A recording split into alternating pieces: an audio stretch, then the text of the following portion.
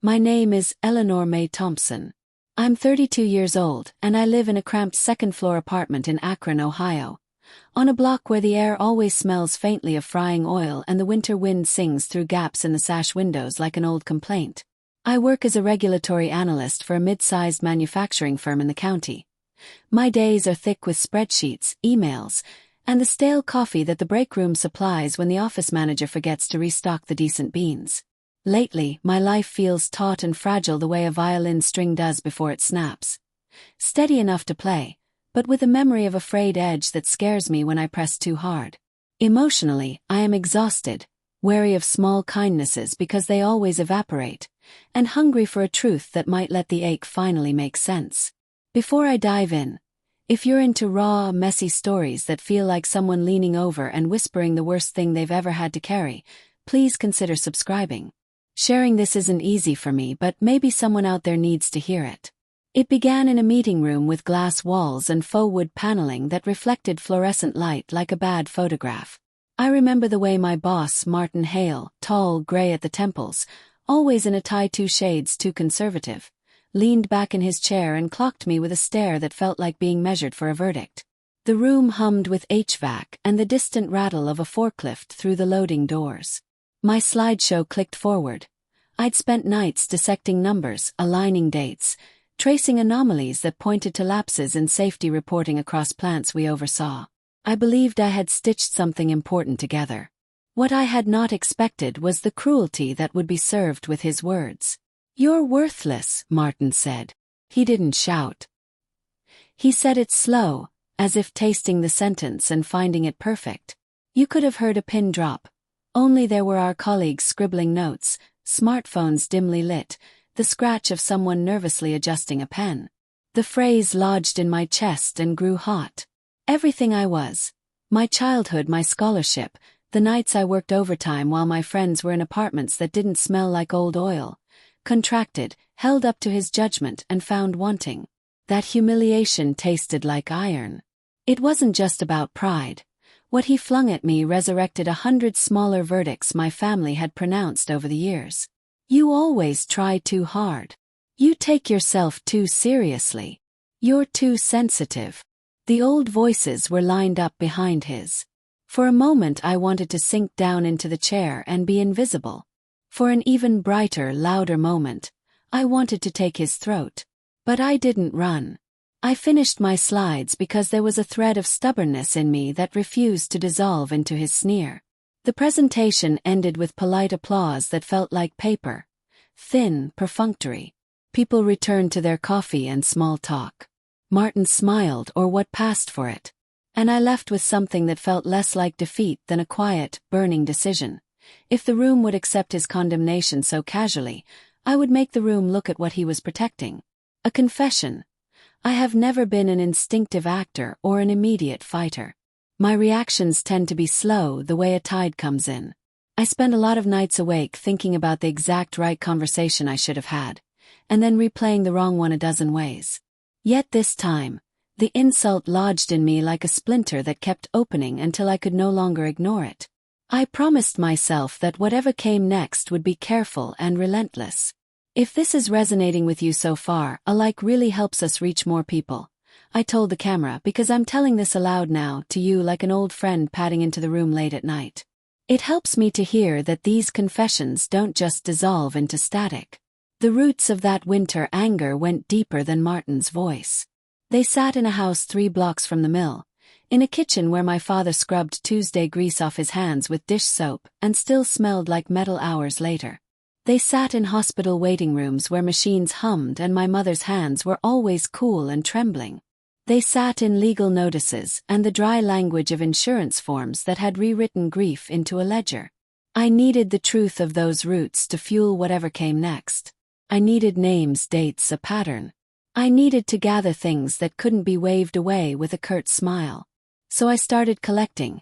Emails, timesheets, safety logs, the little bureaucratic crumbs that form a map if you lay them out right. At night, my apartment smelled like cheap tea and the paper from my printer, and the only sound was the distant 2-lane road where trucks still rolled in the drizzle. I would sit and read, fingers cold, and think about what it would mean to turn those documents into something that a room full of people, including Martin Hale, could not ignore. I was holding my breath, waiting for the moment when the paper would feel like armor. What I hadn't realized yet was that the paper was only as strong as the story I could thread around it. And that story reached all the way back to the man whose name had been said without compassion into a room that afternoon. The scene was set. A woman who could be written off with 2 words, and a truth that might be loud enough to fracture the easy silence that had protected a dozen small cruelties for years. When I think of the smell of my childhood, I don't think of cinnamon or fresh laundry. I think of grease and compressed dust, the tang of metal and oil that lived in our house like a second breath. My father, James Walter Thompson, worked the night shift at the foundry, and when he came home his shirt would bring the industrial world with him. Sound, grit, the tired patient laugh of a man who'd seen more than his share of risk and had learned to bargain with it. He was not a saint. He drank too much on some weeks and hugged too hard on others. What he was, undeniably, was present in the way bankruptcies of time and responsibility stubbornly refused to erase him from my memory.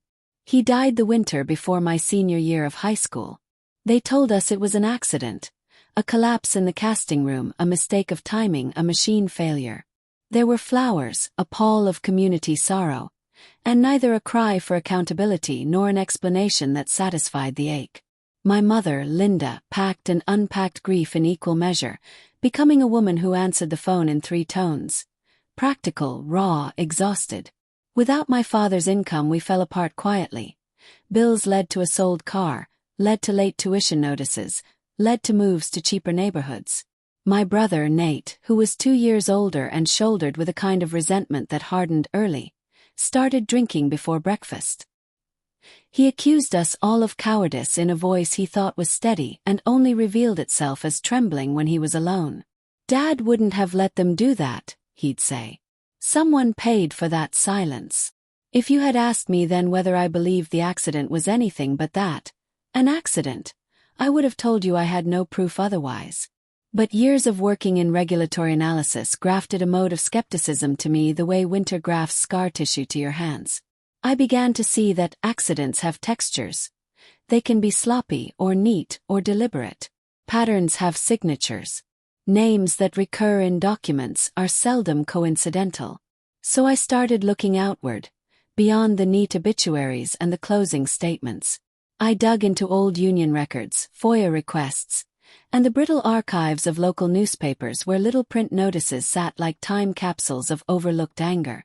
I borrowed my father's old ledger. He kept everything, a habit of men who believed that paper could anchor them to the truth.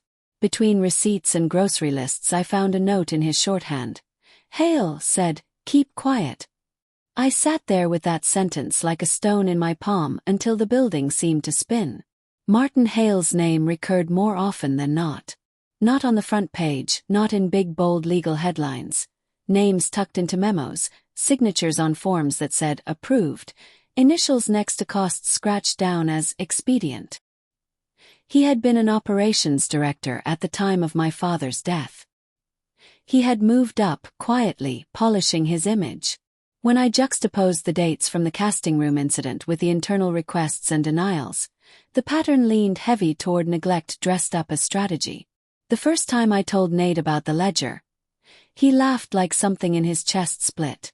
"You're making a story out of old paper," he said. His voice was smaller than his laugh. "Dad wouldn't want you digging. You'll only get hurt." There was fear in that, not for our family's reputation but for the way the world had taught him to handle risk. Avoid, divert, dull. The reminder stung. Our family had been trained by years of survival to shrink from the kind of trouble that leaves people without paychecks or with fewer friends at church. The stakes were not only legal. They were livelihood, reputation, and legacy. And yet the ledger's line kept me awake. Nights became a map of my panic and resolve. Pen marks, cities that published similar complaints, traceable deviations in safety protocols. And behind them, a human figure I had to imagine without the polished suit and the office he now wore like armor. I was aware of a growing dangerous thing inside me. A hunger not just for vindication, but for the kind of voice that says, "No more." It wasn't just my family's grief that nudged me into action. It was the quiet accumulation of small injustices I had swallowed my whole life. Teachers who told me I was too emotional. A college counselor who implied my scholarship was a charity in disguise. A romantic relationship that dissolved when I asked for things that felt necessary. The "you're worthless" in the conference room sat atop a lifetime of such insinuations. It was the final straw and the first match both. I started collecting more strategically. I filed requests through channels that looked routine. I found hand-scrawled notes from a shift supervisor who had been transferred after the accident. I interviewed a retired union rep at a diner where the coffee tasted like burnt metal and regret, and she slid me a manila envelope with a tape recording of a meeting where concerns were dismissed with a laugh that sounded too much like Martin's. Hearing it proved something fundamental. Accountability was not accidental. It was managed. There is a physical sensation I can't forget from those nights of gathering. My hands would go numb, not from cold but from stillness, the kind that comes when your body recognizes that the thing you are doing is dangerous but necessary.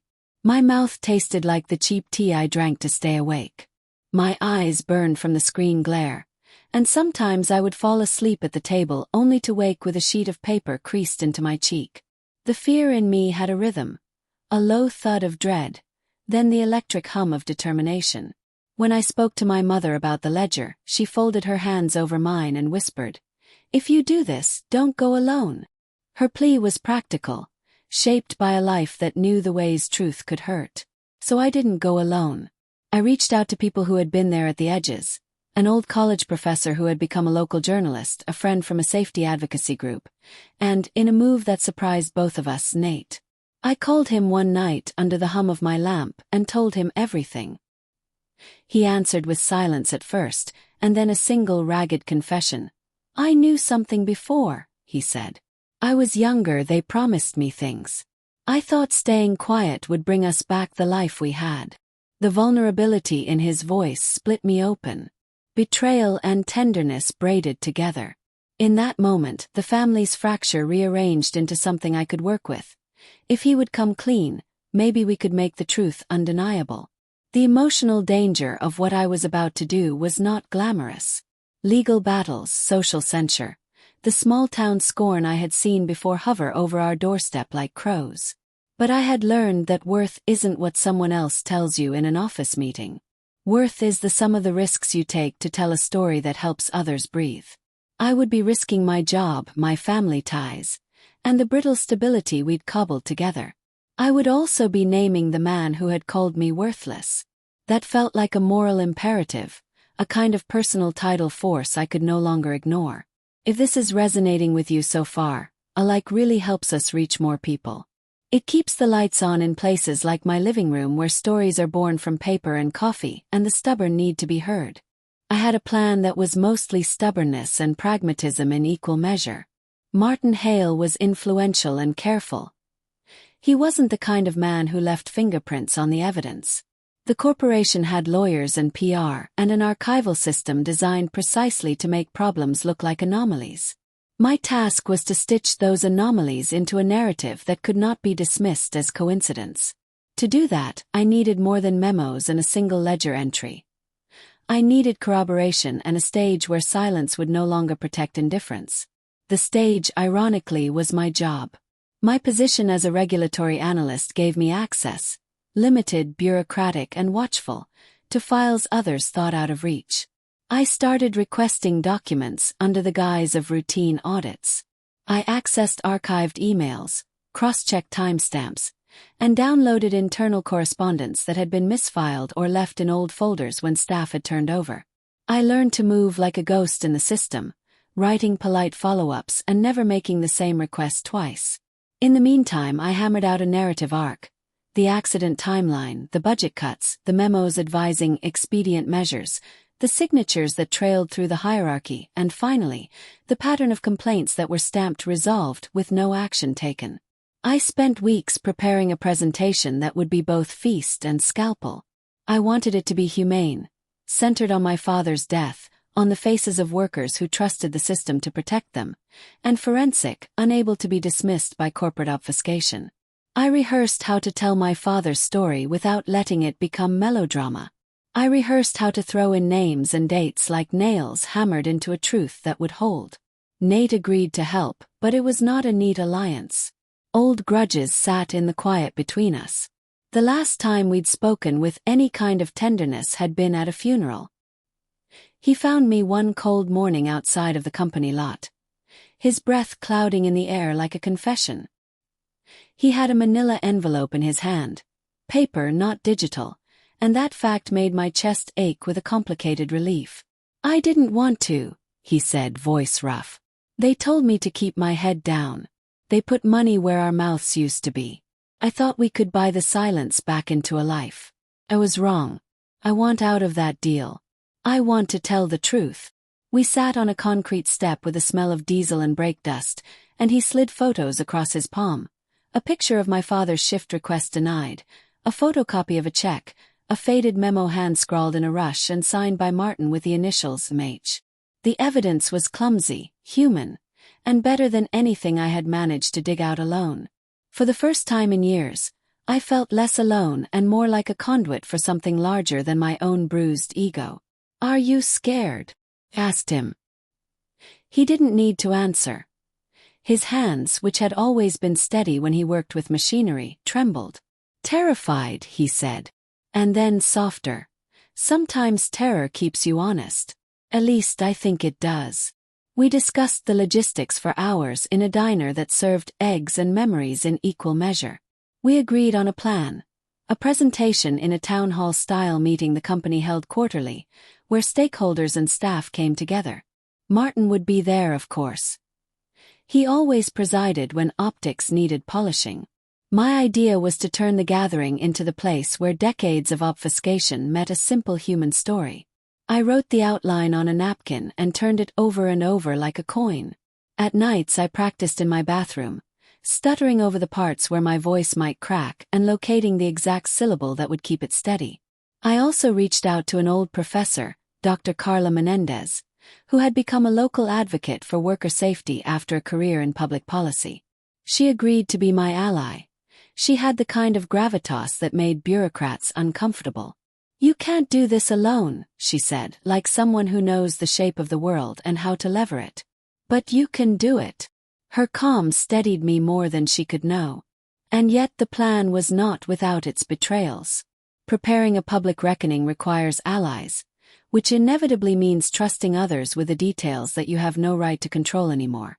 I sat down with HR under the guise of routine review and watched their eyes slide over my face with a caution that said, subtly, "We can protect you, but not if you go too far." The company had protocols and ways to make people who rocked the boat feel like they had sudden seasickness. The nights before the presentation were a blur of last-minute edits, whispered conversations, and a hunger that felt like a living animal. My palms peeled from sleeping the wrong way.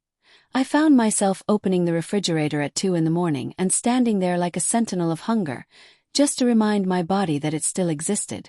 My dreams were shot through with factory noises, metal singing, the clank that used to signal the end of a shift. Once, in the small hours, I dreamed of Martin's voice calling me worthless again, except that in the dream the words were flung like confetti and caught in the rafters like trash. I woke with tears on my cheek and a patience that felt like iron. On the morning of the meeting, I wore a dress that my mother had ironed for me once, a sensible navy that made me look as if I belonged in any corporate photograph. I rehearsed my opening line until it felt like I had always known how to say it. Then I drove in the drizzle, the wipers making a steady rhythm, and the city smelled like wet pavement and the faint promise of spring. My phone buzzed with a message from Nate. "Here," and "sorry."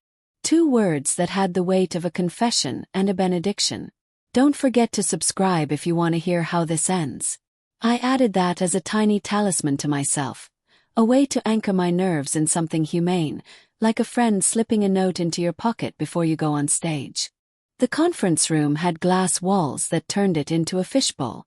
It was the kind of modern architecture gesture that said, "We have nothing to hide," while also making sure everyone could watch like an audience at a play. There was a long oval table, polished to a shine that reflected the fluorescent lights, and the back wall was a projection screen the size of a movie set. People stood reluctantly near coffee urns, murmuring. Martin arrived late, as if timing humiliation with entrances were part of his discipline. He smiled at familiar faces and allowed the smile to stay, which is always more disarming than a scowl. I stood before that screen as though I were stepping onto a stage. My hands were steady despite the electric prickle along my arms. The first slide had my father's name and a quiet photograph. Him in a flannel shirt, a line of cast in the background, the sort of photograph that keeps people present in a particular way. I could feel a weight lift off my chest by simply showing his face. Then I told them a human story. The rhythm of his nights, the blue light of the foundry, the small jokes he told over breakfast. I spoke about the day he didn't come home, about the funeral, about a house that grew smaller without him. At first, people allowed their eyes to slide over the narrative like polished wood. Then I started to build the architecture of facts. A timeline appeared on the screen in crisp black and white. Memos, internal emails, dates that lined up like dominoes. Each slide had an extract, a highlighted passage that pointed to decision-making that prioritized production and profit over safety. I narrated with a cadence that felt inevitable, as if the story had been waiting for me to describe it in the only language it could not be refused. Martin tried to interrupt early, running a defensive gambit through a smile. "Eleanor, these are serious allegations. We have protocols and audits." His voice hit the glass of the room like a pebble. I waited for the right place, the exact sentence I had practiced, and then I played the tape. It was an old audio clip, grainy with cafe static. A supervisor's voice said, "If it costs us time, it's going to cost you." And then Martin's unmistakable chuckle, the same cadence I had heard in the HR meeting months before. There was a silence so thick you could draw it like a curtain. People exchanged looks the way neighbors whisper when a thunderclap passes over. Martin's face went pale and then rigid and then reactive, the manager reflex kicking in to reclaim control. "That's edited," he said, a defensive barb wrapped in corporate calm. "You can't present manipulated materials." "It wasn't edited," I said simply. "This is from an internal meeting log. It was transcribed and attached to a departmental memo." I watched his mouth tighten. That was all the confirmation I needed about the hit. Nate stood up when the murmurs had not yet formed into strategy. His voice was not perfect, but it was honest. "I signed something under pressure," he said. "I took a call from Mr. Hale. They offered help for our family, things we needed, and I thought it would patch the hole. I'm sorry." The way he said, "I'm sorry," split the room into something quiet and fiercely human.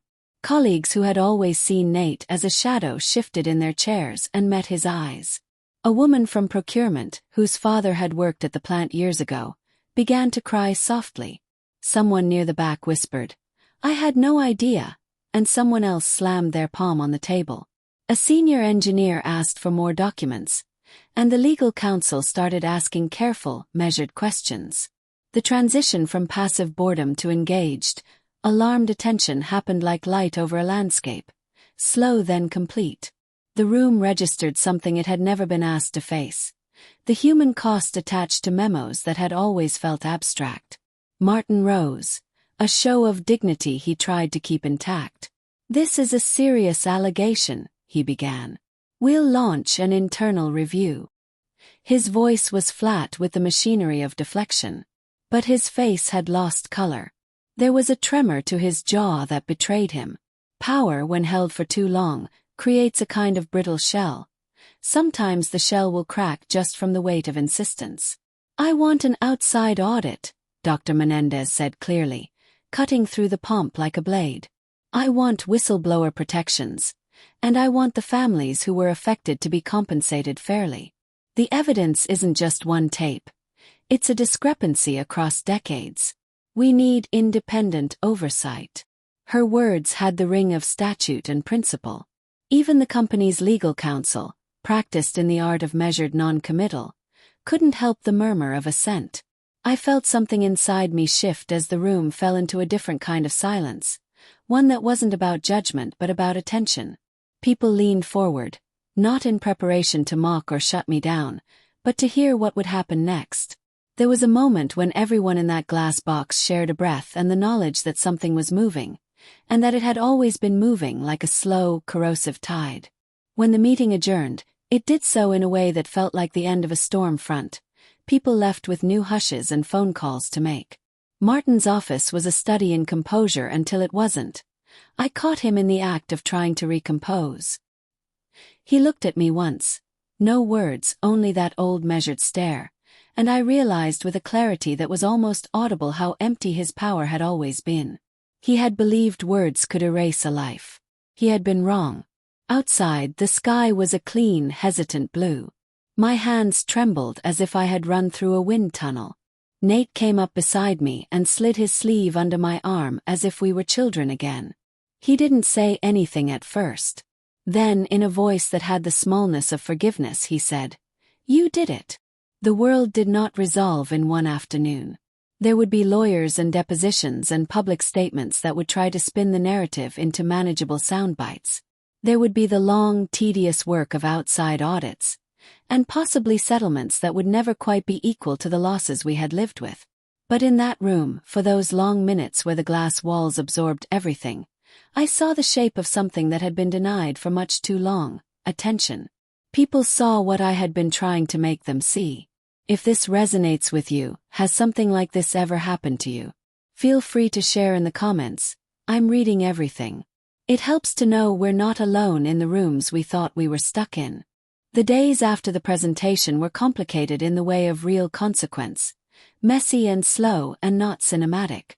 The company initiated an outside audit, and Martin was placed on administrative leave with pay pending the investigation. His face, which had always managed to stay both smile and weapon, took on a look lately reserved for people who have realized how precarious the veneer of authority can be.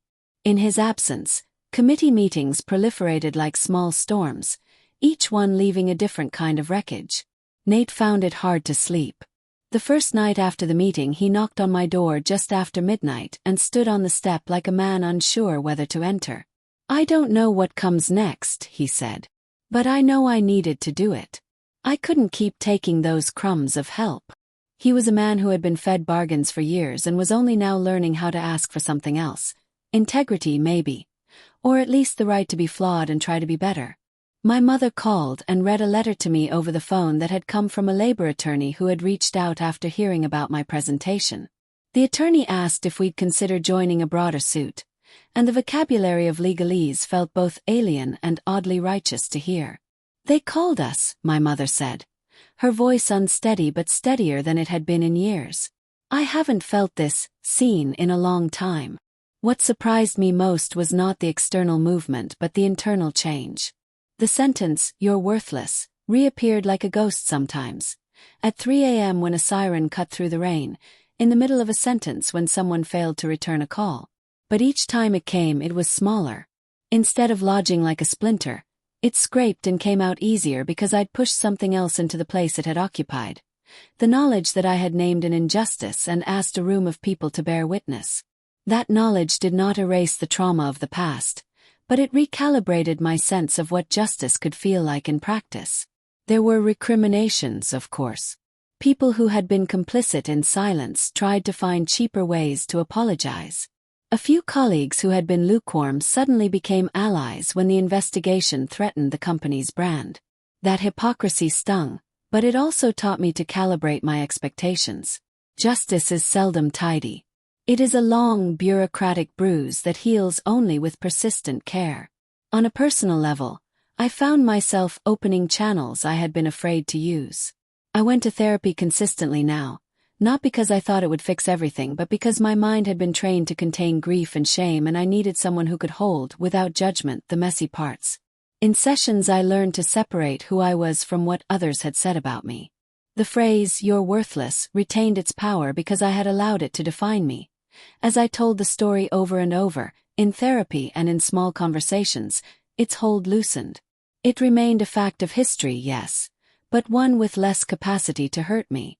Nate and I took small, awkward steps toward rebuilding a relationship. We went to the rehab center where he worked through his own addiction, sat in the waiting room like two people learning to be brothers again rather than enemies at the gate. We learned to talk about trivial things at first. The Weather, a sitcom we both pretended to hate. And those trivialities became a bridge back to more honest confessions. He never asked to be forgiven in the dramatic way some stories enact. Instead, he apologized in low, careful ways. Left a coffee on my counter, called me when he was sober, showed up to share a file without sleight of hand. Forgiveness, in this life, arrived as a series of small acts that accumulated into trust. There were public consequences, too. The audit uncovered decision-making patterns that were negligent at best and criminally reckless in places. Newspapers covered the initial findings, and people who had previously gestured away from such stories now called for hearings. Martin's future became the subject of whispered speculation that seemed cruel and inevitable. In the end, he resigned before the full brunt of legal action landed. Whether that was out of guilt or expediency, I could not say. The company issued a statement promising reforms, but I had learned enough about corporate statements to know they are most often the shape of apologies, not the substance. What I did get, ultimately, was a measure of peace that came from doing what I felt was right. Worthiness, I learned, is not a gift dispensed by another person in a moment meant to hurt you. It is built, messily and stubbornly, through acts that align with your own moral landscape. The nights you spend piecing together truth. The times you choose risk over comfort, the moments you stand in front of a room and make them listen.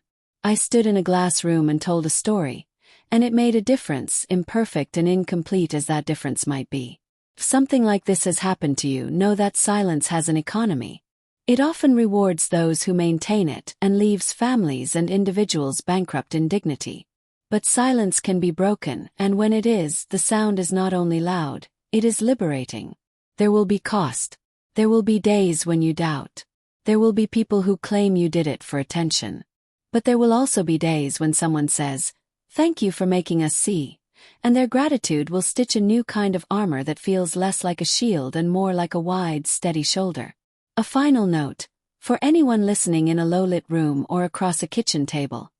Being told you are worthless does not make it true. Worth is not adjudicated in a boardroom or declared in a private bar. It is accumulated in the tough work of getting up and telling the truth again and again, until the room has no room left to ignore you. If you made it this far and this story landed in your chest, consider subscribing. I read every message, and sometimes your words keep me steady on nights when the past hums a little too loudly. Thank you for listening.